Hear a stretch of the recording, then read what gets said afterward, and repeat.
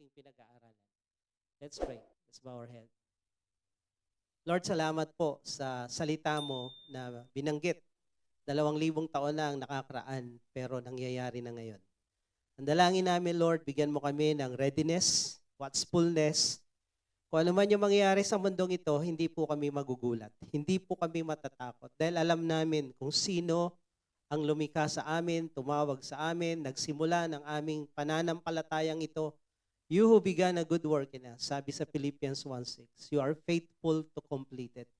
And you are able to keep us from falling even to the very end.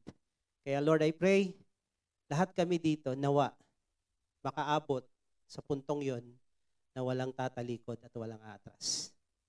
Langin ko, Lord, na handa kami at kayanin namin kung ano pa yung mga darating sa mundong ito. Pagpalain mo yung mga salita at hayaan mo ang aming puso ay humble enough to receive what you want us to receive. Our hearts, our minds are ready, and let your anointing, Lord, fall upon us. Surround us with your roaring angels that no works of the enemy can disturb us. Thank you, Lord. We give you praise in Jesus' name. Amen. Amen. Sige po, palakpakan natin si Lord. So the signs, the beginning of the end, not the end, but the beginning. So merong signs na binigay si Lord bago matapos. So yung tanong kailan masisira yung templo? Yung pangalawang tanong, kailan ka babalik? The second coming of Jesus. So nandoon tayo sa second coming of Jesus. So binanggit doon sa verse 8 na merong labor pains. Ayan.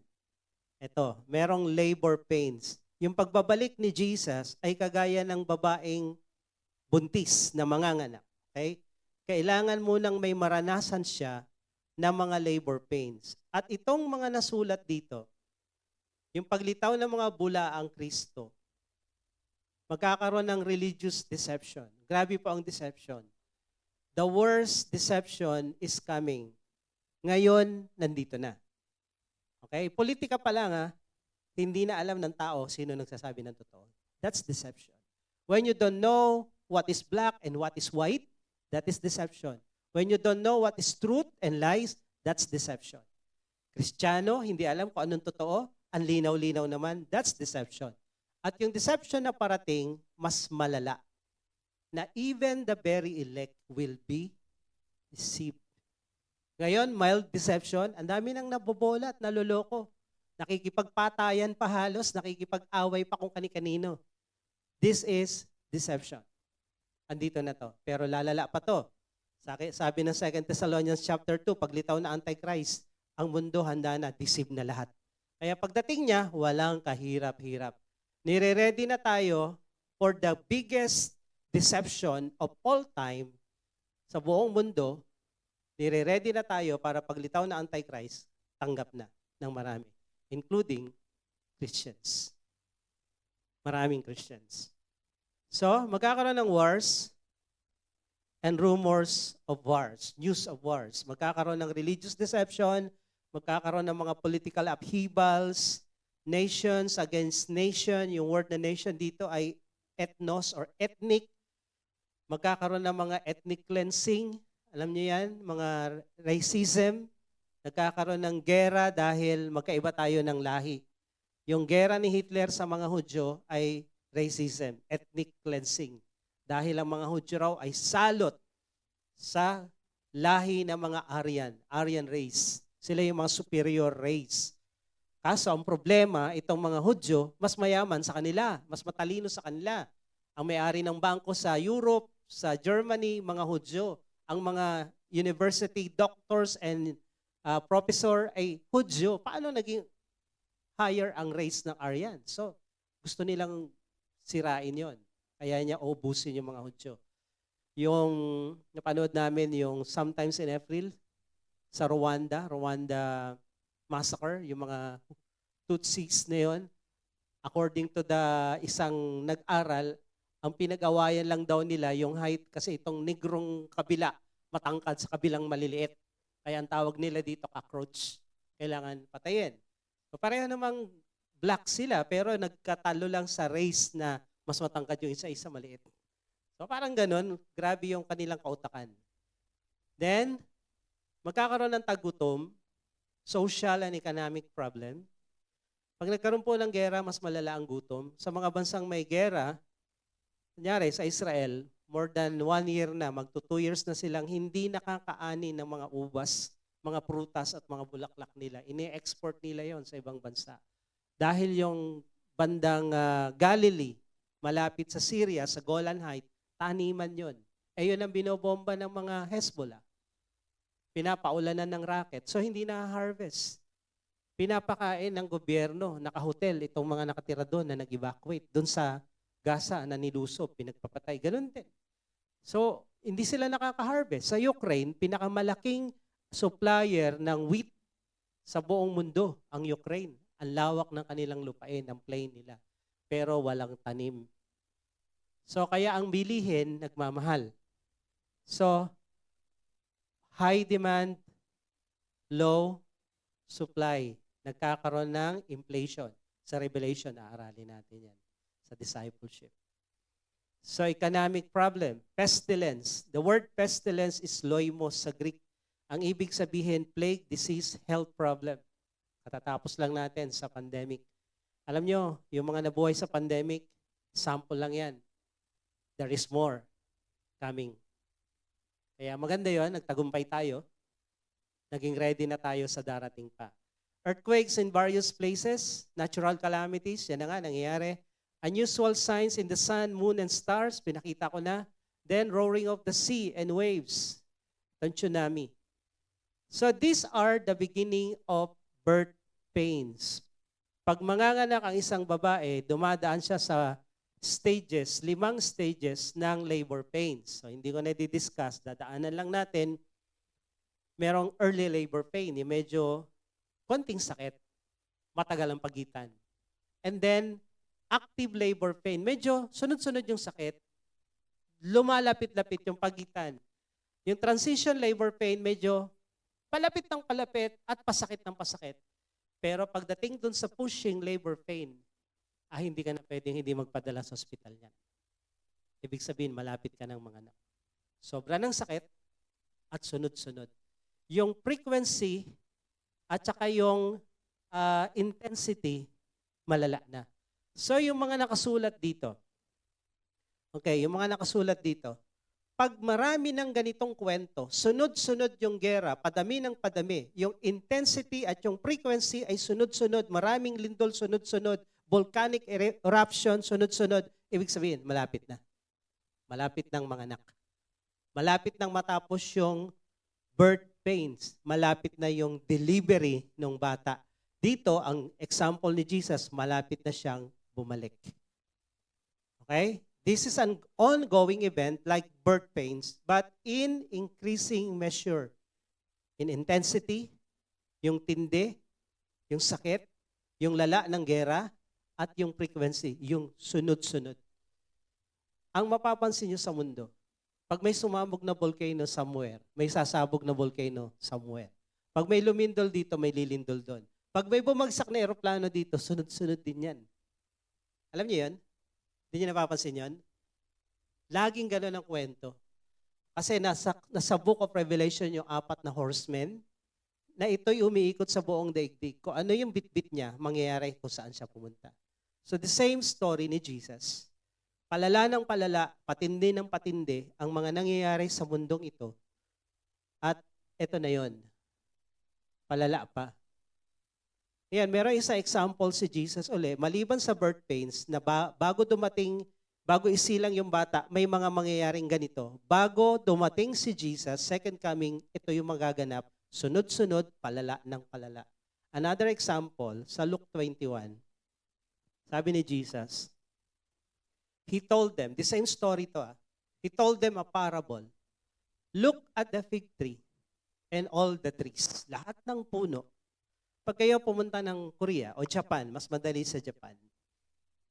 Lahat ng season sa Japan, napuntahan na kasi namin. Punta kami ng summer, una namin punta summer, and then pumunta kami ng winter, 2 ulit winter, and then pumunta kami ng spring.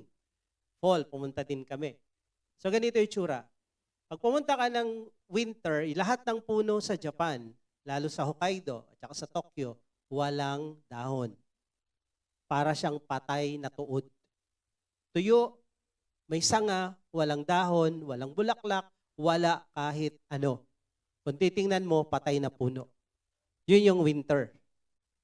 Pagdating ng spring, ang winter kasi ay pumapatak ng December, January, February, March. Pagdating ng March, kalahati, March, April, yan yung spring. Okay? Yan yung spring nila. Unti-unti, yung mga patay na puno na yon, nagkakaroon ng dahon at bulaklak, yung sakura, yung cherry blossom. Nagbo-bloom yan sila. Ibig sabihin, ang susunod, winter, spring, anong susunod? Kanta yan eh. Summer. Okay? Pagdating ng summer ngayon, kung yan namumunga, mamumunga yan. So sabi ni Jesus, tingnan nyo ang fig tree. Kagaya lang yan ng cherry. At ng lahat ng klaseng puno. Pag ito, puno na to, as soon as they come out in leaf, nagkaroon na ng dahon o bulaklak, ibig sabihin, spring na yan. Common sense naman. Ang kasunod ng winter, ang susunod, spring. And susunod sa spring, summer and fall. Ganda talaga yan. So, common sense, obviously, pag nakita mo na lumabas na yung mga dahon sa sanga ng mga puno, lalo tong fig tree, alam mo, spring na yan. And you see for yourselves and know that summer is already near. Malapit na ang summer. So, sa kanila, ang summer, April ngayon, summer na sa atin, sa kanila, papasok pa lang ng summers. April, May, June, July, pinakamainit nga nila ay August. So yun yung summer sa ibang bansa. So ngayon, pag dumating na yung spring, namulaklak na, lumabas na yung dahon, ang susunod dyan, summer na. Ganon din naman, sabi dito. So also, when you see this thing taking place, nakita nyo yung sunod-sunod na gera, sunod-sunod na lindol, sunod-sunod na tagutom, sunod-sunod na kung ano-anong nangyayari sa alapaap, sa kalawakan, sa buwan, sa stars, sa moon, sunod-sunod, you know that the kingdom of God is near. Malapit na. Sabi niya rito. At sinabi dun sa isang version sa Matthew 24, nasa gate na. Si Lord nasa gate na kung meron mang gate tayo. You know that the kingdom of God is near, malapit na. Truly I say to you, this generation will not pass away until all has taken place. Naintindihan nyo to? Marami naguguluhan dito sa salitang ito. Itong henerasyon na to hindi mamamatay hanggat hindi dumating si Jesus. 2,000 years na yan eh. Buhay pa ba sila ngayon? So yun ang intindi ng marami. Imposible naman na bubuhay ka ng 2,000 years ngayon. Sa millennium pa yon. Patay na yan. Ngayon, anong tinutukoy dito? Ikaw, ako, na nakakita ng mga pangyayaring ito sunod-sunod, hindi ka mamamatay hanggat makita mo yung pagbabalik ni Lord. Ito ang ibig sabihin yan. Ikaw, ako, na nakakita sa news ng mga balitang ito, ngayon sunod-sunod at palala. Ikaw, ako, tayong henerasyon na nandito ngayon, sinasabi ko sa inyo, sabi ni Lord, hindi matatapos itong henerasyon mo at henerasyon kong kinalalagyan bago maganap ang lahat ng ito, pati yung second coming of Jesus. So, anong problema mo ngayon? Sabi na isa. Ano ngayon? Are you not excited? Tingnan mo nga mukha na katabi mo. Wala lang. Makikita mo si Lord, lilitaw ang maliwanag na parang alien invasion sa langit. At si Jesus nakasakay sa mga ulap at kukunin lahat ng kanyang mga anak dito. Uunahin yung mga namatay, bubuhayin sila. At ikaw na abutang buhay pa, in the twinkling of an eye, mawawala ka dito, magra-rapture. Sa second coming of Jesus, yun yung rapture. Unang pagbalik. Phase 1, second coming phase 1, yun yung rapture, kukunin tayo ni Lord. So, ikaw na nakakita ng mga digmaan, lahat ng balitang yan, pagdating ni Lord, kita mo din. Kasi ito yung henerasyon, the last generation. Parang ayaw nyo pa, no? Sarap pa sa lupa eh. Sa langit walang gera, sa langit walang eleksyon, sa langit walang babayarang kuryente, sa langit walang babayarang gasolina, sa langit walang mortgage ng house and lot, sa langit walang sakit, walang iyak, walang lungkot, walang hirap, walang depression, walang cancer, walang kidney failure, walang heart attack, walang high blood. Walang dialysis, wala ring diarrhea. Sa langit, perfect yung katawan natin, wala tayong kapintasan. Sa langit, walang lungkot. Sino gusto sa langit? Perfect, sa langit. So, ba't parang hindi ka excited na kukunin tayo ni Lord? Ha? Wala namin dito eh. Delikado yan. Pag ikaw nakakapit sa mundong ito, ang dami mong kinakapitan sa mundong ito, baka nga maiwan ka. Naalala ko yung kwento ng rapture. Nag-rapture. Hindi to itik iba yung itik. Alam niyo na may itik, di ba? Nag-rapture, naiwan siya kasi hindi niya maiwanan yung itik niya. So marami itik. Ito naman, isa, nag-rapture. So, umangat naman konti. Umangat siyang konti. Yung iba, naglipara na, nasa heaven na. Siya, hanggang dito lang, akyat baba. Gumaganon-ganon. Ala, para siya nagtatrampolin na, naglulundag-lundag. Tapos tinignan yung bulsa niya. Uy, may baraha pala. Umangat ng konti. Hindi pa rin. May tinignan isang bulsa. Uy, may tanduay. Angat konti, hindi pa rin. Ano pa to? So, ano mga uy, may yosi pa dito. Angat ulit ng konti. Maya-maya hindi pa rin. Kabila naman, may vape. Ang tagal umangat. Ang daming pabigat sa buhay. Ang daming hinahawakan. Sabi mo sa katabi mo, bitawan mo na yan. Maiiwan ka pa.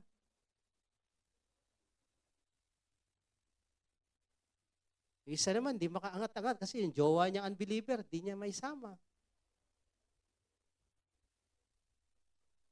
Sa daming pabigat sa buhay, pag hindi ka excited sa pagdating ni Lord, baka maiwan ka. Kasi dami mong hinahawakan. Sayang naman. Kabibili ko lang nito, hindi ko pa nagagamit. Imagine mo, bumili ka ng magarang sasakyan, inabukasan, nag-rapture.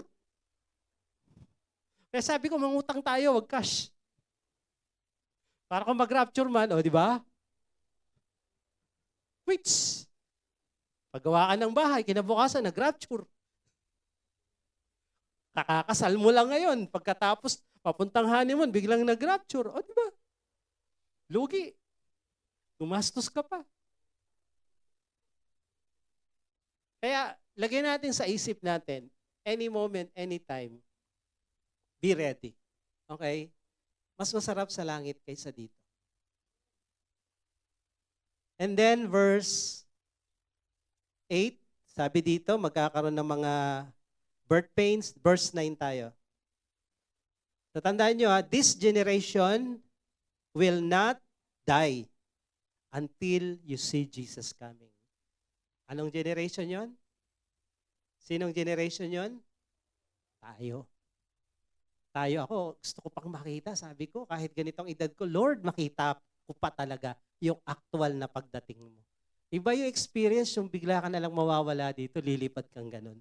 Kaysa yung nagkasakit ka, na hospital ka, hindi ka na nakalabas. Iba yun eh.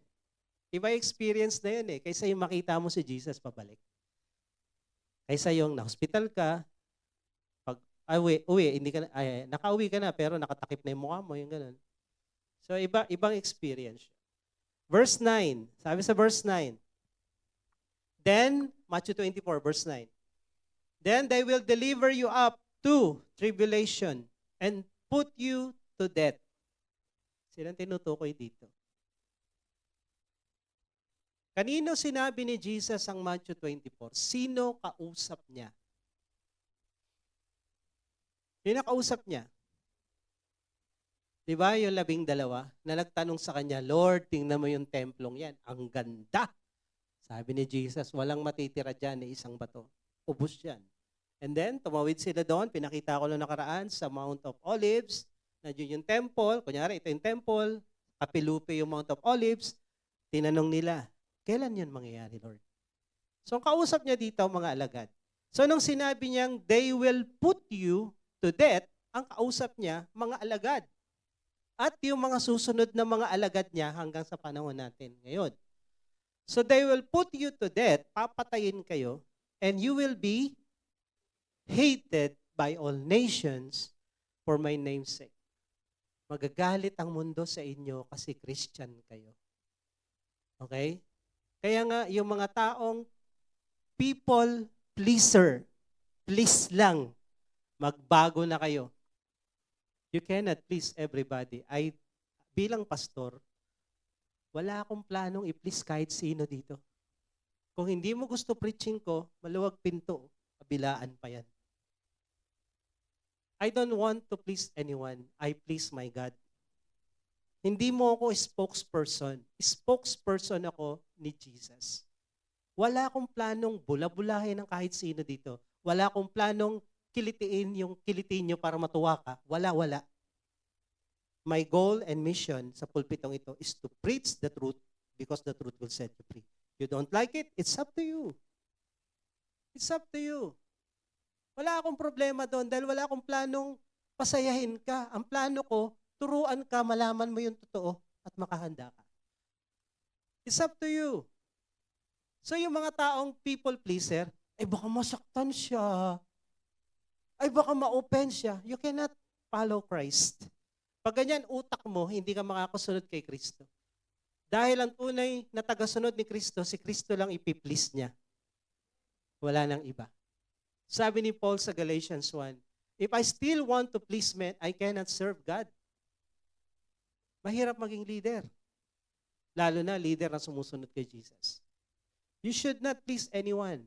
Kasi pag ikaw men pleaser, pagdating nitong time na to, galit ang mundo sa lahat ng Christian. Ayoko na lang maging Christian, baka magalit sila sa akin. Umaten kayo sa SC. Hindi, nag-shopping lang kami. Kita pumasok ang cinema, hindi, sinimoan ako galing. 9 o'clock, wala pa sini nun. Nagsisinungaling ka pa. Hello? Eto, the nations, all nations will hate us dahil Christian ka. At kung ikaw ay men pleaser, magbabackslide ka. Iiwanan mo yung pagiging Kristiyano dahil ayaw mong may ma-open ka. Ayaw mong may magalit sa'yo. So, you will go to the world and you will go to hell. Bilang Kristiyano, isa lang ang dapat mong sundin. Isa lang ang dapat mong i-please. Amen? Merong isang estudyante nag-aaral ng keyboard. Piano. And then, may master siya na nagtuturo sa kanya. Tumugtog siya sa recital. Ang galing. Tumugtog siya, yung mga tao tayuan. Tayuan at pumalakpak sa sobrang galing nitong batang to. Pero doon, sa gilid ng stage, may kortina, hindi kita ng mga tao. Nandun din yung kanyang master, tumingin siya. Sabi ng master, kulang yung tinuro ko sa'yo, hindi mo nagawa. Umiling, malungkot siya. Hindi siya nagyabang na pumalakpak lahat yung tao kasi hindi sila ang gusto niya i-please. Ang gusto niya i-please yung master niya. So, malungkot siya umuwi. Pinuntahan niya yung master niya, aral ulit sila, ganito, hindi mo nagawa to, daming kulang sa ginawa mo. The next time around, magpe-perform uli, recital uli. Palakpakan na naman yung mga tao. Mas magaling siya this time. Pero nung tiningnan niya yung master niya at tumayo at pumalakpak, yun, tuwang-tuwa siya. Pag ikaw ang piniplease mo tao, you cannot please God. You cannot serve God if you want to please men. Baka naman siya masaktan. Hindi ka makakapaglingkod ng tunay. Dahil ang tunay na lingkod ng Diyos, Diyos lang ang piniplease. Hindi tao. Yung master lang ang piniplease. Amen? Kaya sabi mo sa katabi mo, you cannot serve God if you want to please men. So, during this time, hindi pwedeng men pleaser ka, tatalikod ka, magbabackslide ka kasi galit ang mundo sa atin. Magagalit sila dahil kontra tayo sa plano nilang unity, unification. Di ba? Sinabi ko magkakaroon ng Third World War. After ng Third World War, alam sabi ni Trump, hindi nyo alam kung anong meron kami ngayon. Yung bomba na pinasabog namin sa Hiroshima, Nagasaki, times 24. Alam niyo yung itsura ng Nagasaki tsaka Hiroshima nung binagsakan ng atomic bomb? Old school pa yon, ubos. Hanggang ngayon, yung mga ginto na binibili sa kanila, pag nilagay sa leeg, nagnanaknak, may radiation. Ito, times 24. Ibig sabihin, kung kayang pasabugin ang buong syudad ng Hiroshima, 24 cities affected by this one bomb. Kaya biglang kumibo si Putin, sabi niya, meron din kami. Parang ganito, pitikin mo nga tenga, pitikin mo nga tenga. Parang ganun lang itong mga to. Tapos mga edad dito, 80 ha. Imagine mo, leader ng mga bansa, 80, mga ulyanin. Mga ulyanin na to. So ang sabi doon, magkakaroon ng gera, and then after ng gera na to, maghihirap-hirap ang buong mundo. And then, i-unite na Antichrist ang mga bansa na magkaisa, magkakaroon ng one world government and one world religion. Lahat ng religion dapat magsama-sama. Yung religion mo, kay Buddha ka, kay Krishna ka, kay Muhammad ka, isa lang yan. All roads leads to one God. All religion are the same. Ang tawag doon, syncretism. Pero we don't believe in that. We believe in one way, Jesus. Jesus is the only way. Wala nang iba. Ang usapan sa huling panahon, may God ka, okay lang yan. Kahit anong God, pare-parehas lang yan. Hindi tayo pwedeng sumama dyan. That is demonic. Ngayon, dahil doon, papatayin nila tayo. Separatist tayo eh. Hindi tayo nag-agree sa kanila, papatayin nila tayo. So ngayon, maraming mga speaker, na mga inspirational speaker, mga advisor, panay Christian. Magagaling ang mga Kristiyano.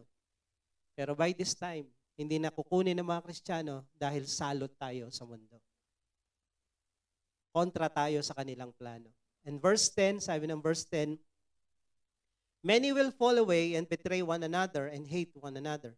Dahil nga dito, pati kapwa Kristiyano mo, na men pleaser, mas marami sila eh. Magagalit sila, doon ako. Ngayon, doon, may mga Christian doon. Bawal na yung gathering na ganito. Bawal na. Kaya nga piniprepare natin yung small group, Bible study group. Sa panahon na to, bawal yung gathering na malaki, may maliliit na gathering. Kaya kung wala kang small group, wala ka sa gathering. Ikaw yung unang magbabackslide. Kasi wala kang Bible study. Walang magpapalakas sa'yo. And by that time, hindi ka na dapat magpalakas. It's too late. Ngayon dapat. Kung that time pa lang, tsaka ka mag-join sa Bible study, it's too late. Magiging traidor ka lang at ituturo mo doon, may nagba-Bible study. Alam mo yung sa food court na yan, hindi yan kumakain, nagba-Bible study yan. Maya-maya dyan yung mga pulis. Ano ginagawa nyo? Ano ginagawa nyo? So, it's too late, mga kapatid. What you need to do, you do it now. Okay? Ngayon na. Dahil pag nahuli kayo, wala na. So darating yung panahon ngayon, magkakaroon ng guhitan. Sino yung totoong naglilingkod sa Diyos? Sabi ng Malakay 3:18. Ngayon na, naglilingkod, hindi naglilingkod, magiging maliwanag ito. Maraming magtatraidor, Kristiyano sa kapwa Kristiyano. Ito, tingnan nyo ito. Sabi ng John 15:18-21. Kung galit sa inyo ang mundo, alalahanin nyo, ako ang unang kinagalitan nila. If the world hates you, you know that it has hated me before it hated you. Sabi ni Jesus, bago nagalit ang mundo sa inyo, galit sila sa akin, kaya galit sila sa inyo. Kaya galit sila sa inyo kasi follower ko kayo, sabi ni Jesus. If you were of the world would love you as its own. Kung kayo taga-mundo, kung ikaw unbeliever na taga-mundo ka pa rin, yun, kakampi mo sila. Yung feeling ba na pag nasa church ka at Bible study parang naiinip ka, pero pag nasa inuman ka, nasa grupo ka, ang saya mo? Pag nasa school ka, katropa mo, tiktok kayo ng mga unbeliever mo, classmate, ang saya-saya, pero sa SYP, naiinip ka. Pinilit lang ako ni mama eh. Pinilit lang ako ni papa eh. Niyaya lang ako. Kung ikaw yan, mag-isip ka na ngayon. At kung ako Bible study leader mo, mag-iisip din ako, ito magkakanulo sa atin. The world will hate us. Kung mahal mo ang mundo, magbabackslide ka. Kaya sinasabi ko sa inyo ngayon, mahalin nyo ang Diyos ngayon na. Iwanan nyo na ang mundo. Tigilan nyo ng mundo dahil malapit na ang guhitan. Baka pag dumating yung guhitan at nasa gitna ka, mukha kang zebra. May guhit ka. Kailangan mamili ka na ngayon pa lang. The world would love its own. But because you are not of the world, kung tunay kang kay Kristo, but I chose you out of the world, therefore the world hates you. Kung ikaw tunay na kay Kristo, magagalit ang mundo. You cannot please everyone. You cannot please everybody. Gusto mo i-please si Lord? Gusto mo i-please ang tao? No, you cannot. You choose who you want to please. Sabi dito, remember the word that I said to you, a servant is not greater than his master. Ang alipin ay hindi kailanman papantay o hihigit sa kanyang amo. If they persecuted me, they will also persecute you. Sino nagpapatay kay Jesus? Sino nagpapatay kay Jesus? Dalawang grupo. The religious people and the political people. Politics and religion kills Jesus. It's the same with us. Ganon din mangyayari sa panahon natin. The church, the religious group, and the political group will unite to kill us. It's the same. Kaya, politics? Oo, politics. Kaya nga tinuturo sa church yun, kasi kasali yun sa dadaanan natin. Hello? Yun ang pumatay, si Pilato, si Herodes, at yung mga high priest, si Caiaphas. Nagtandem tong mga to at nagkaroon ng kangaroo court, and then pinatay nila si Jesus. Kung ikaw, follower ni Jesus, kung anong dinaanan niya, yun din dadaanan mo. If they kept my word, they will also keep yours, but all these things they will do to you on account of my name. Kaya gagawin sa ito kasi Christian ka. Follower ka ni Christ. Sino pang gustong maging follower ni Christ? Sure kayo dyan? Yung dinaanan ni Jesus, dadaanan nyo? Pinersecute sila ng mga politiko at ng mga pare? Pinatay siya? Okay, ito pa. Matthew 10:16-23. Magkakaroon ng global persecution, the world will hate. Sabi dito, behold, I am sending you out as sheep in the midst of wolves. Pinapahayo ko kayo, mga Kristiyano, para kayong mga tupa sa gitna ng isang tambak na mga, yung wolves sa Tagalog. Lobo kasi yan kaya lang, baka masabihin ng mga bata, gusto ko ng lobo. Wolf, lobo na may ngipin. Okay? Lobo na may ngipin. Pag may bata dito, maguguluhan, sinasabi ko. Basta lobo. Wolves. Imagine nyo, anong paboritong pagkain ng mga wolf? Ha? Karne na malalambot. Tupa. Rabbit, tupa. Yan yung mga paborito ng wolves. So, ang sabi ni Jesus, ikaw na Kristiyano, ay ang daming wolves niya, no? Ihahayo kita dyan. Parang sinasabi ni Jesus, isang tambak na mga wolves na gutom gusto kang kainan, diyan ka pupunta. Ano yun? Di gagawin kang pulutan nito. So, sabi ni Jesus, parang ganun. Parang ganun ang kalagayan ng mga Kristiyano sa panahon na to. Buong mundo galit sa'yo at namumuhay kang kasama nila. So ano mangyayari? Di pagpipiestahan ka, sisiraan ka, pahihirapan ka, hindi ka pwedeng bumili. Kung negosyante ka, hindi ka nila bibilhan kung wala pang tatakan ng 666. So magiging mahirap ang mundo para sa mga tunay na Kristiyano dahil para kang tupa na namumuhay kasama itong mga wolves na to. So be wise as a serpent and innocent as a dove. Hindi ka pwedeng aanga-anga dito. Kailangan matalino ka anong gagawin mo sa panahon na yon na lahat yan kalaban mo. Pero hindi mo sila pwedeng awayin, hindi ka pwedeng makipaglaban sa kanila. You need to be innocent as dove, harmless, pero wise as a serpent. Paano mo gagawin to? Kalaban mo lahat yan. Kapitbahay mo, kalaban mo. Katrabaho mo, kalaban mo lahat. Pero hindi ka pwedeng makipaglaban sa kanila. They hate you, but you cannot hate them. Paano mo gagawin yan? And then sabi dito, beware of men. Mag-ingat kayo sa mga tao. For they will deliver you over to courts and flog you in their synagogues. Ang synagogues po, simbahan, religious institution. And you will be dragged before governors, politics po, political po ang governor. Okay? Governor, kings, for my sake. So dalawa. Hihilain kayo ng mga religious leaders at ng mga politiko para kayo bugbugin at pahirapan. Paano pinaghiwalay ang politiko at saka religion dito? So bubugbugin kayo, papatayin kayo, hihilain kayo, to bear witness before them and the Gentiles. When they deliver you over, do not be anxious. Pero pag nangyari yan, huwag kayong mag-alala. Relax.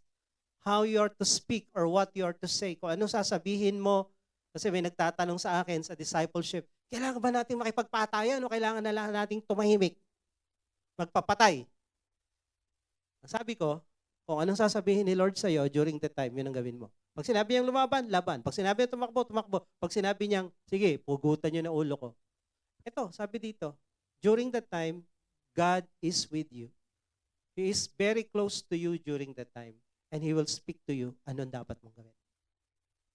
Hindi ka niya iiwan, even when you walk to the valley of shadow of death, you will fear no evil because God is with you.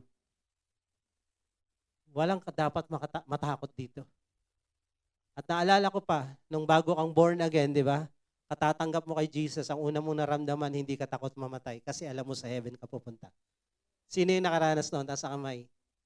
Di ba? Parang, sarap lang mamatay ngayon. Bakit? Sa langit ako pupunta eh. Di ba? Tama, mali. Yun dapat ang manatili sa puso natin. Hindi pwedeng mawala yan. Yan ang marka na tunay kang Kristiyano at ligtas ka nga. Pero pag takot kang mamatay, ay nako, baka hindi ka ligtas. O baka nagwawalwal ka na ngayon. Kaya kailangan mo nang ayusin. So ang sabi rito, huwag kayong mag-alala kung anong sasabihin nyo. During that time, ang Diyos, for it is not you speak, but the Spirit of your Father speaking through you. Nakatira si Lord sa iyo. Mangungusap siya sa puso mo. Dahil ang mangyayari ganito, brother will deliver brother over to death. Kapatid sa kapatid, ipapagkanulo ka at ipapapatay ka. Father his child, tatay sa anak. And children will rise against parents, anak sa magulang. Kung unbeliever yung tatay mo, nanay mo, anak mo, ipapagkanulo ka niyan. Eh yung pati nga yung mga nag-backslide na Christian, ipagkakanulo tayo eh di lalo na yung unbelievers. Kaya nga tinatrabaho natin now na yung mga unbeliever nating katrabaho, kakilala, pamilya, kaibigan, kamag-anak, trabahuin na nating masave. Dahil pag hindi, sila yung magkakanulo sa'yo. Asan boss mo? Andun. Asan yung anak mo? Andun. Marami na pong nangyaring ganito. And then, they will put you to death, papatayin kayo. You will be hated by all for my name's sake. Yan na naman. Magagalit sila sa inyo dahil Christian kayo. But the one who endures to the end will be saved. Ang makatiis hanggang wakas, siya lang maliligtas. When they persecute you in one town, flee to the next. So pag pinag-uusig kayo rito, takbo. Kaya maganda may sasakyan din, di ba? Kaya mahirap yung kakarag-karak, baka maabutan. Kailangan mabilis yung sasakyan mo. Flee to the next. For truly I say to you, you will have gone through all the towns of Israel before the Son of Man comes. Luke 21 tayo. Kanina, ano yun? Matthew 10. But before all this, they will lay their hands on you and persecute you. Bago dumating ang Panginoon, huhulihin nila kayo, ipipersecute kayo, dadalhin kayo sa mga sinagoga, religious, at ikukulong kayo, prisons, and you will be brought before kings, politics, and governors for my name's sake. So dalawang kalaban natin, religion and politics. Yan ang kalaban natin. This will be your opportunity to bear witness. Pero sa panahon na yon na kayo nililitis at hinuhuli, nakakapag-share pa kayo lalo sa kanila. Ayaw nilang makinig ng gospel, wala silang choice. Nililitis ka, tatanungin ka, Kristiyano ka ba? Then nag-explain ka na kung ano yung salvation. Natapos mo yung Bible study, manual 1 to 12. Di ba? Pagkatapos kang litisin, Christian na sila. Sakit ng ulo ng demonyo sa panahon na to. Sakit ng ulo niya dahil nakakapag-share lahat ng Christian. Hindi takot mamatay, ang lalakas ng loob. Kaya sabi dito, this will be your opportunity to bear witness. Settle it, therefore, in your minds, not to meditate beforehand how to answer. Huwag mo isipin, ano ba sasabihin ko? Hindi. I will give you a mouth and wisdom, which none of your adversaries will be able to withstand or contradict during the time na nililitis ka ng mga politiko at ng mga relihiyosong pare at kung sino pa, si Lord ang nangungusap sa bibig mo. You will be delivered up even by parents and brothers, relatives, friends. Piliin nyo na kung sino kaibigan nyo. Sharean nyo na lahat. Relatives, sharean nyo na lahat para konti na lang ang magkakanulo sa inyo. Mas maraming unbeliever kang kamag-anak, mas marami ang tendency na magkanulo sa iyo. Huli ka kagad. Gets nyo yun? Pero kung lahat Christian, ang tendency na may magkanulo sa iyo, slim. Kung may magbabackslide yan. Eh kung lahat unbeliever, yari ka kagad. Ang ikli ng buhay mo. Okay? Gusto mo humaba buhay mo? Sharean mo lahat. Sharean mo lahat. Patanggapin mo kay Lord. And some of you, they will put to death. Di naman lahat, pero some. You will be hated by all for my name's sake. Paulit-ulit, no? Magagalit sila sa inyo dahil sa akin, Christian kayo, follower ko kayo. Mark 13, ganun din. Be on guard, for they will deliver you to councils. You will be beaten in synagogues. Religious. You will stand before governors. Paulit-ulit, yun pa rin. The same context. John 15. If the world hates you, know that it has hated me first. So ito yon, ito yung binasa natin kanina. Ito naman sabi ni Paul. Romans 8:17. If children, then heirs, heirs of God. Kung tayo anak ng Diyos, tagapagmana tayo ng Diyos, and fellow heirs with Christ, provided kung we suffer with Him in order that we may also be glorified with Him. Kung gusto natin ng blessing, may suffering. Hindi pwedeng isa lang. Kung ano ang blessing ni Lord, yun din yung blessing natin. Pero kung ano yung suffering ni Lord, yun din ang suffering natin. 2 Timothy 2:11-12. The saying is trustworthy. For if we died with Him, we will also live with Him. If we endure, we will also reign with Him. Hindi ka pwedeng binigyan ng award na champion kung wala kang laban na pinagdaanan. Pwede ba yan? Champion ka. Saan ka nag-champion? Sa Yossi. Pwede ba yun? May award ka, pero wala namang laban. Ang award ay binibigay sa dulo ng labanan. Boxing man yan, running race man yan, at kung ano, sa dulo, matapos kang mag-struggle at makipagdigma, mapagod, mag-exert ng effort, doon ka bibigyan ng reward and award. So ganun din naman, bago tayo mag-reign with Christ for 1,000 years sa dulo ng kasaysayan, aaralin natin yan sa Revelation. Kailangan mo nang makipagdigma ka at manalo ka ngayon. Maging overcomer tayo. So ang sabi dito, ang persecution at suffering, bahagi ng buhay Kristiyano. Si Jesus ang ating model, pinatay siya, pinagkaisahan siya ng mga religious leaders at mga political leaders. Si John the Baptist, sabi dito sa verse 10, pinutulan siya ng ulo, nilagay sa plato at ibinigay doon sa kabit ni Herodes, na asawa ng kanyang kapatid na si Philip. Nag-birthday siya at sabi niya, hingin mo doon sa anak-anakan niyan, anak nung kanyang kabit, na si Salome, hingin mo kahit ano, kahit kalahati ng kaharian ko. Bumulong siya sa nanay niya, anong gusto mong hingin ko? Hingin mo ang ulo ni John the Baptist. Kasi yung relationship namin, pinapakialaman ba? Bawal daw, bawal daw. So, pinuntahan sa kulungan si John the Baptist, pinutulan ng ulo, ibinigay sa babaeng yon at binigay sa anak niya, binigay doon sa nanay niya at walang nagawa si Herodes. Si Stephen, ang unang-unang martir sa Bible na follower ni Jesus.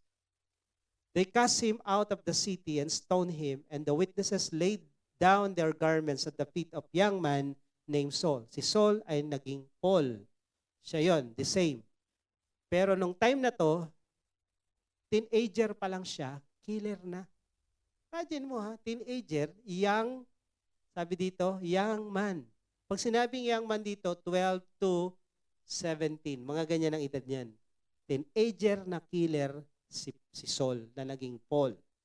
Okay? Pinatay niya sa pamumuno niya si Stephen na follower ni Jesus. At habang siya pinapatay, pinagbabato, sabi niya, Lord, patawarin mo sila. Huwag mong ibuhos yung galit mo sa kanila. So, yung sinabi ni Jesus dito, sa John 15:18 to 21, na kung anong gagawin nila, kung anong ginawa nila sa akin, gagawin din nila sa inyo dahil follower ko kayo, nangyayari. Si John the Baptist, si Stephen. Ito, Acts 8:1. The same Saul na hindi na kontentong patayin si Stephen, ang ginawa ni ni Saul na naging Paul, kumuha ng sulat sa mga pare para puntahan lahat ng Christian na nagkalat kung saan-saang lupalop ng Mediterranean area. So pumunta siya sa Syria. Pagpunta niya ng Syria, may bitbit siyang sulat na lahat ng mga Christian na nagtitipon-tipon doon, hulihin at dalhin sa Jerusalem para patayin o ikulong. Imagine niyo, bawal na ang Christianity. Nasa food court pa rin kayo. Bigla, may mga pupunta ron. Nag-observe ko anong ginagawa niya. Tingnan mo kung nagba-Bible study. Walang Bible, no? Mga cellphone lang. Tapos nagpe-pray kayo, nakabukas yung mata. Naalala ko na nasa Hyderabad, India kami, pumunta yung 700 Club, may isang malaking aeroplano, panay medical equipment, tsaka mga doctors and nurses ang laman. Flying hospital ang tawag doon. So yung Hyderabad, sentro ng mga Muslim, paggawaan ng kanilang mga bomba. Doon kami sa university nila, sa gitna, sa kabila mosque, sa kabila university. Yung mga imam nila, nakapaligid. Ang utos, bawal mag-pray. Bawal mamigay ng Bible. Medical lang. So ang ginawa ng government, naglagay ng mga machine gun doon sa bawat kanto. In case magkagulo, takbo. So kami, bawal mag-pray. Ang ginagawa namin, nakadilat, nakaganyan, walang lehan sa pan. Pinagpipray namin yung mga may sakit. Ang daming gumagaling. Hindi mapigilan ng mga Muslim yung ginagawa namin.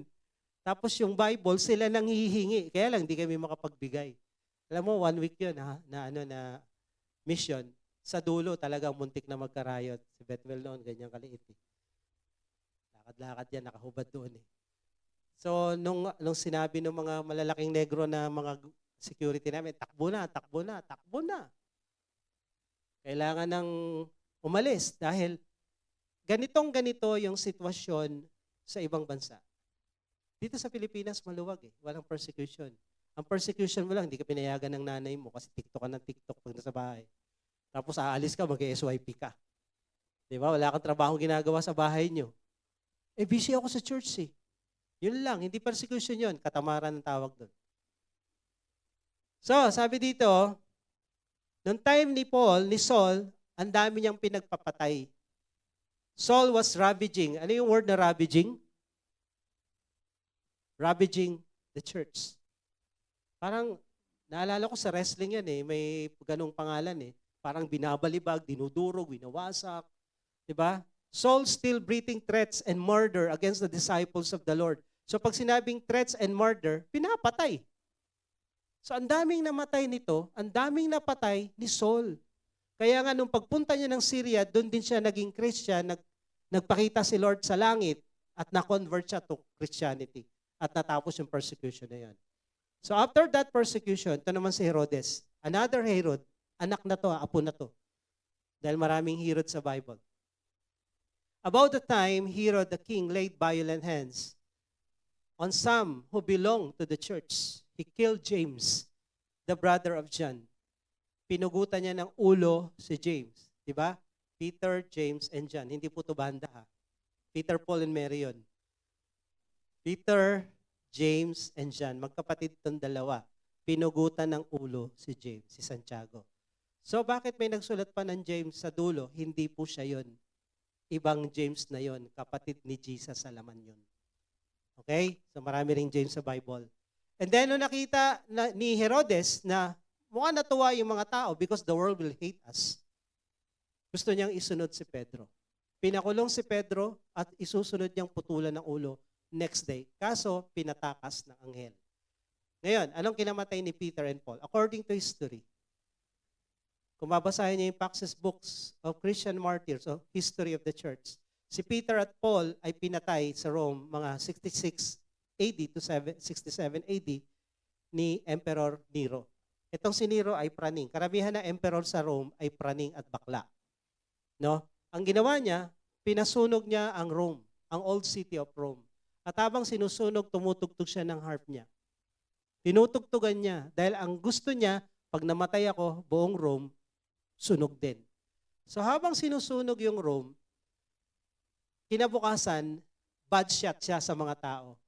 So to escape the blame, ang ginawa niya, pinagbintangan niya na si Peter ay nagpipreach ng about fire, gugunawin ng mundo, hindi sa tubig, kundi sa pamamagitan ng apoy. Nabasa niyo yan?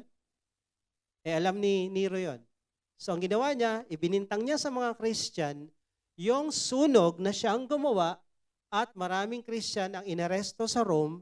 Ito ang kanilang mga ginawa. Kung hindi lagariin sa gitna, babalutin sila ng balat ng tupa at ng kambing na sariwa. Alam niyo yung balat pag natuyo, ano nangyayari? Nagsishrink yun. Bigla na lang lumiliit, tapos pinipiga yung buto. Durog yung buto. Yung iba, binabalot ng yung nilalagay sa karsada, espalto. Tapos itatali doon habang nagpa-party sila, ginagawang ilaw ng sanlibutan. Yung iba, pinakain sa leyon. Ito yung pinagagawa ni Nero. Kaya nga sa computer nung luma, merong Nero burn. Na yung Nero burn, ililipat yung data sa CD. Hindi nyo na alam, no? Grabe. So yung Nero burn, dito galing yon. Sinunog ni Nero yung Rome at maraming namatay na Christian dito. So maraming mga lumalabas sa Facebook kung paano namatay yung mga disciples. Si Andrew, pinakong pabaliktad. Ay, by the way, si Peter, pinakong pabaliktad. Si Paul, pinugutan ng ulo. Si Andrew, nakarating siya ng Asia Minor, sa Turkey, sa Greece, ganun din. Binaliktad yung cross. Kaya may St. Andrew's Cross. Pinako siya doon. Si Thomas, nakarating ng India, kadududa niya, at doon sa lugar na yon ng Kerala, no? Sa Kerala, mga kasama namin sa India, merong grupo doon na tinatawag na Martoma, na kinikilala nila si Tomas, ang kanilang founder.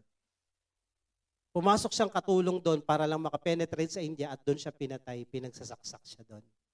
Si Philip, nakarating ng Africa, North Africa, sa Asia Minor, and then inaresto siya ng proconsul doon at pinatay. Si Mateo, nakarating ng Persia, Ethiopia, sinaksak at pinatay din. Si James, another James, he was stoned and clubbed to death in Syria, pinagpapalo at pinagbabato. Si Simon, pinatay nung araw na nagsasakripisyo sila sa Diyos. Diyosa nila sa Persia din. Si Matias, yung pumalit kay Judas, sinunog ng buhay. Si Mark, pinahila sa mga kabayo sa Alexandria during the time din ng idol worship nila hanggang magkadurog-durog at mamatay. Pag binasa niyo ang persecution ng mga Christian sa Paxos Books of Christian Martyr, may mga emperor na binanggit dito. Ayan, si Domitian, si Trajan, at si Aurelius. During the time na yan, bumagsak ang Jerusalem AD 70, nawala sila sa mapa. And then, yung Christianity lumaganap. During this persecution, maraming namatay. At kasama dito sa pinahuli nila si John the Beloved. Yung kinikwento ko sa inyo na nilulublob siya sa malaking planggana o malaking lutuan na punong-puno ng mantika. During this time yon, AD 81. Nilublob siya sa mantika, kumukulo, kaso pagbangon niya, punas lang ganun, lumabas ulit. Tapos kumuha ng chicharon. Hindi kaya. So ang ginawa nitong si Domitian, pinadala na lang siya sa island of Patmos at doon pinakita ni Lord yung Book of Revelation. Ito yung emperor na yan, si Domitian. And then, sumunod si Trajan, na marami ding pinagpapatay during the time Araw-araw, libo-libong mga Kristiyano ang pinapatay nila, pinapakain sa leon at kung ano-ano pa. Araw-araw, libo-libo. Ito yung tunay na extrajudicial killing. Araw-araw. And then, panahon ni Emperor Aurelius, dito pinatay si Polycarp na disciple ni John the Beloved. Yung sinabi kong panoorin nyo, Polycarp. Yung disciple ni Polycarp na si Germanicus, isang youth, hinuli nila at tinapon sa kulungan ng mga leon. Doon sa arena habang pinapanood ng maraming tao. Instead na magmukmok at magtago, ang ginawa nitong batang to, sinalubong niya yung leon. At nilapa siya. Kitang-kita ng mga tao na wala siyang takot sa kamatayan, ang daming naging Christian sa mga audience. Ang dami. Tapos sinunod nila yung bishop, yung pinaka-leader, pastor nila, si Polycarp. Ito yung naganap sa Smyrna. At ang sabi niya, sabi nung proconsul, i-deny mo si Christ, i-curse mo yung si Christ. Ang sagot niya, ganito, 86 years na siya, have I served him, and he never once wronged me. How then shall I blaspheme my king who had saved me? 86 years ako naglingkod kay Jesus. Ni minsan di niya ako binigo, di niya ako pinabayaan. Paano ko siyang tatalikdan? So sinunog din siya ng buhay. Ang problema, habang sinusunog siya, kagaya ng kanyang discipler, Bible study leader, hindi tinablan na kumukulong mantika, yung apoy umiikot sa kanya. Hindi siya tinatablan. Hindi siya tinatablan ng apoy. Kaya ang ginawa ng mga sundalo doon, pinagsasaksak na lang siya para mamatay.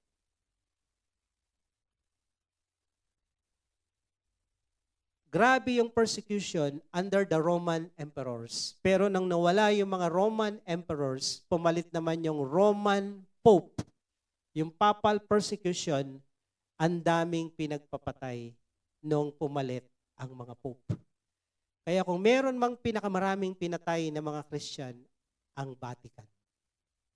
Kaya sa huling panahon, yung Papal Rome tsaka yung Pagan Rome na sinasabi, mababasa nyo sa Revelation, punong-puno ng dugo ng mga martyrs. So during this time, bawal ang Bible.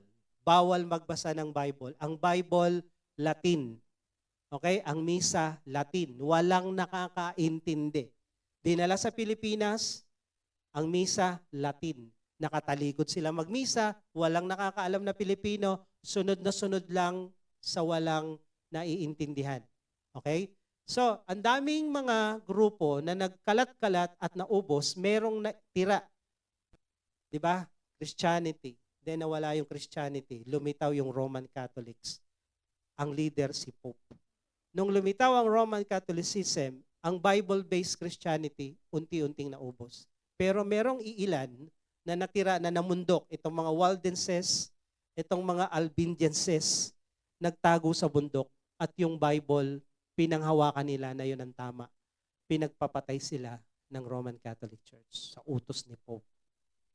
And then yung pinakamatindi, dahil nagkaroon na ng Protestant movement, ng Reformation, itong Bartholomew Massacre sa Paris, gusto nilang putulin lahat ng nagbabasa ng Bible, lahat ng naniniwala sa Bible, hindi sa church ng Roman Catholic, ubusin. So nung araw na yon, ang daming pinagpapatay. Pero nakalusot pa rin. And then, tingnan nyo sa YouTube o kaya dyan sa may Wikipedia, itong mga tinuturo ko para alam nyo na hindi to gawa-gawa. Inquisition. Ito ang Inquisition, dahil hindi nila naubos, ang ginawa nila, lahat ng nasasakupan ng Roman Catholic hanggang sa Latin America, hanggang sa China, hanggang sa Philippines, nagtayo sila ng mga kangaroo court sa bawat grupo. Ang kangaroo court ay parang quadcom lang naman. Napatatayuin ka doon at tatanungin ka pag hindi nagustuhan yung tanong mo. Yun. Kailangan ang sagot mo, pabor sa amin. So ito ang Inquisition na ginawa ng Roman Catholic, kung saan may simbahan sila at lahat ng mapagbintangan na ikaw ay heresy, apostasy, blasphemy, witchcraft, at kung ano-ano pa na kontra sa Catholic Church, patay ka. So ito, Inquisition, ang daming pinatay. Nadamay din dito si Galileo. Kilala si Galileo? Galileo. Yun naka-invento ng telescope. So na-invento niya yung telescope, tinignan niya yung outer space. Sabi niya, hindi Earth ang sentro ng galaxy. 'Di ba? Mga pope din ang nagsabi na ang Earth is flat. Kaya nga si Christopher Columbus, kinwestiyon din nila. Kaya ginawa ni Christopher Columbus, umikot kung bilog ba ang Earth o flat, baka malaglag siya sa dulo. So si Galileo, sabi niya, hindi Earth ang sentro ng galaxy natin, kundi yung Sun. Hindi umiikot ang Sun, ang umiikot yung Earth. Ay, pinatawag siya sa Inquisition. You're heretic, sabi sa kanya. Papatayin siya. Ang ginawa ni Galileo, sige na nga. Sige na nga, sanang umiikot kasi ang Sun daw umiikot dun eh. Pag sumikat ang araw, galing siya doon, lulubog siya rito. So ang Sun ang gumagalaw. Correct? Mga teacher, correct, di ba? Yung Sun ang umiikot kasi galing siya kanina doon, lumubog siya doon. So ang sabi ng mga pare, ang Sun ang gumagalaw. Talino, no? Talino talaga nila.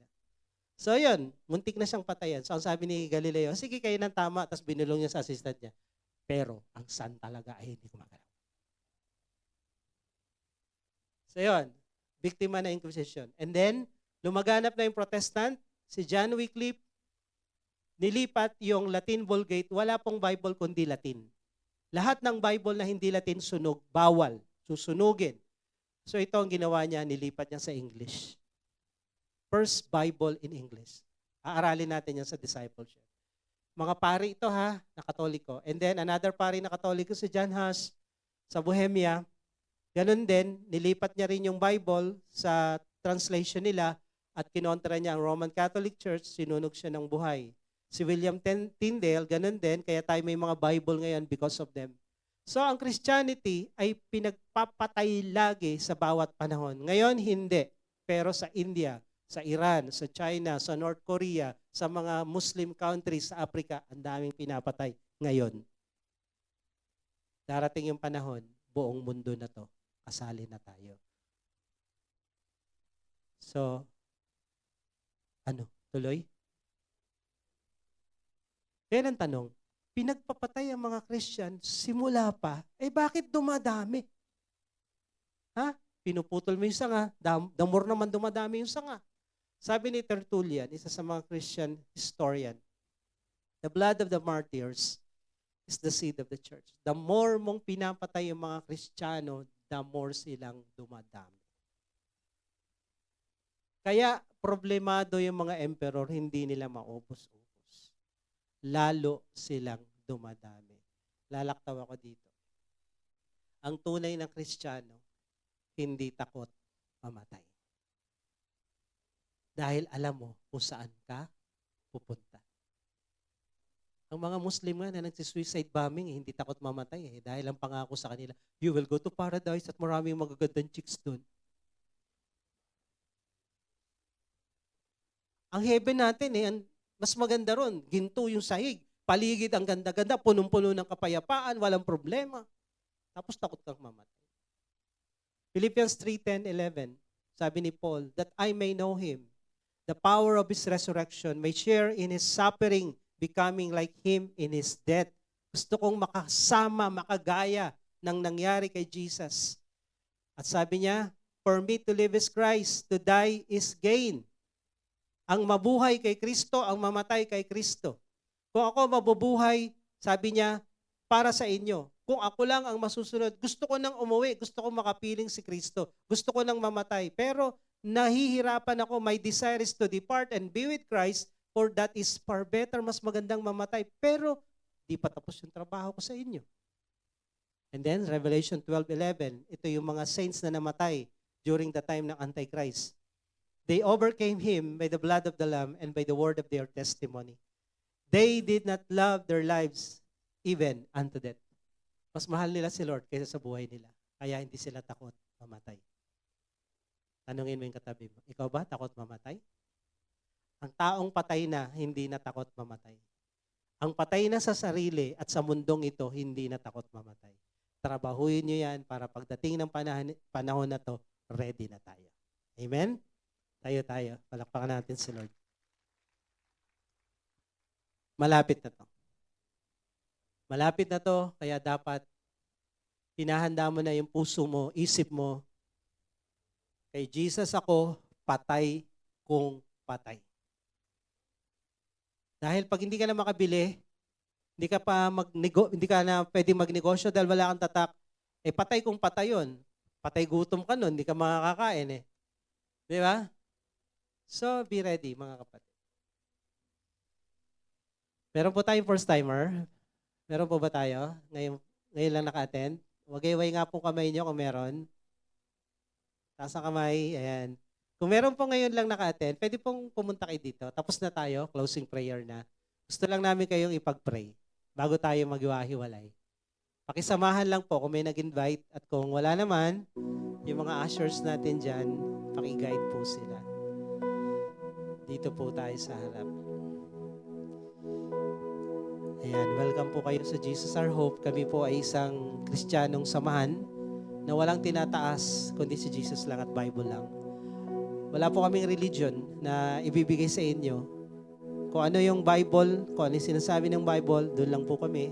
At kung ano yung tinuturo ng history at ng Biblia na tagapagligtas nating walang iba kundi si Jesus. So yung mga nabanggit ko po kanina, this is biblical, this is historical. You can verify it. I-verify nyo sa Bible nyo. I-verify nyo sa history, sa Google. So nandun lahat po yan. Wala pong gawa-gawang kwento dito. Ngayon, ito pong mga magaganap in the end times, sure po ito. Hindi po natin alam kung kailan. Hindi tanong yung if mangyayari. Ang tanong po dito, when. When. Hindi po when manang ha. When mangyayari to. Pero when manang talaga to, when manong, mangyayari talaga to. Okay? Hindi lang natin alam kung kailan. Pero sa ramdam ko, sa mga nangyayari sa paligid natin, malapit na. At lahat ng taong may Kristo sa puso, itong mahirap na pangyayaring ito, kakayanin mo dahil nandyan siya sa'yo. Hindi ka niya iiwan, hindi ka niya pababayaan. Paano kung wala kang Kristo during the time? Walang problema. Hindi ka nila pahihirapan kasi sa impyerno ka naman pupunta eh. Wala. Kasi pahihirapan ka naman doon sa impyerno pagka namatay ka eh. So walang problema ang Antichrist, walang problema itong mundong ito, ang mga demonyo sa'yo, pag wala si Kristo sa'yo. Pero pag si Kristo na sa puso mo, yun ang problema nila. Kasi pag namatay ka, mag-i-enjoy ka sa heaven. Kapiling ng Diyos. So anong gusto natin? Maghirap pag namatay sa impyerno o mag-i-enjoy sa heaven pag namatay? Hindi baling mahirapan, saglit sa buhay na to. Hindi ka naman maghihirap to eternity sa impyerno. Nag-enjoy ka nga sa lupa. Pag namatay ka naman, ang paghihirap mo, walang puknat sa impyerno. Wala nang labasan doon. Walang ending yon, walang expiry date. Tuloy, tuloy, tuloy, tuloy. Hindi thousands of years, hindi billions of years, eternity. Kung maghirap ka na isang taon na sinusunog ka, ang hirap na nun. Ito hindi thousand, hindi billions, eternity. Hindi balik maghirap ka saglit. Eternity naman ang sarap sa piling ng Diyos sa langit. Amen? So I encourage you, lalo kayong nandito sa harapan, give your heart to Jesus. Masarap sa piling ng Diyos. Hindi lang sa langit, dito sa lupa. Kahit pa dumating tong persecution, kakayanin natin kasi nandito siya. So pwede tayong lahat yumuko. Tayo'y pumikit at tayo'y mananalangin. Pwede natin itaas yung isang kamay natin sa Diyos. Simbolo na, Lord, andito ako. Gusto kitang tanggapin sa puso ko. Pagdating ng mga panahon na to, kasama kita. At pangako mo, you will go with me to the fire, to the flame, I will not be burned. When I walk to the valley of shadow of death, I will fear no evil because you are with me. So sumunod po kayo sa panalangin ito. Sabihin niyo, Panginoong Jesus, sa oras pong ito, ako po'y lumalapit sa iyo. Nagpapakumbaba. Inaamin ko, ako isang makasalanan. At wala akong magagawa para iligtas o baguhin ang aking sarili. Ngunit Panginoon, ako po'y nananampalataya. Kaya ka namatay sa krus ay para tubusin ako sa lahat-lahat ng mga kasalanan ko. Binubuksan ko sa iyo ang aking puso Binubuksan ko sa iyo at tinatanggap kita tinatanggap kita bilang aking Diyos, bilang aking Diyos, Panginoon Panginoon, at tagapagligtas tagapagligtas ng aking buhay. ng aking buhay. Ito po ang aking dalangin Ito po ang aking dalangin sa pangalan ni sa Jesus. pangalan ni Jesus. Amen. Ako na lang po magpipray. Pwede nyo na ibaba ang inyong mga kamay. Lord, dalangin ko sa mga anak mo na lumapit dito sa harapan ngayon. Magpakilala ka sa kanila that you are a good and loving God. You are great. Kahit dumaan man kami sa problema, sa pagsubok, sa mahihirap na sitwasyon, you will never leave us, you will never forsake us. Pangako mo to na kahit ano pang mangyari sa mundong ito, magkagulo-gulo, magkabali-baliktad ang mundong ito, nandyan ka sa loob namin. Nandyan ka sa tabi namin. Hindi mo kami iiwan, hindi mo kami pababayaan. Sa mahihirap na panahon na hindi na namin kayang ilakad, itakbo, Lord, you will carry us through. Kaya Lord, salamat dahil anumang mangyari, kakayanin namin. Sa bawat isang nandirito, sa problema pa lang na maliliit, Lord, magtagumpay na kami. Sa mga sitwasyon namin sa buhay, pamilya, personal, negosyo, trabaho, Panginoon, Lord, magtagumpay na kami. Dahil sa mga darating na panahon, mas matindi ang laban. Pero kagaya ng sabi mo, in all these things, we are more than conqueror. Kaya salamat, Lord. Ma-practice kami this week.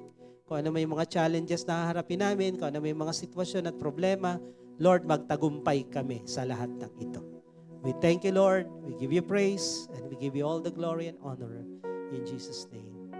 Amen. God bless you po.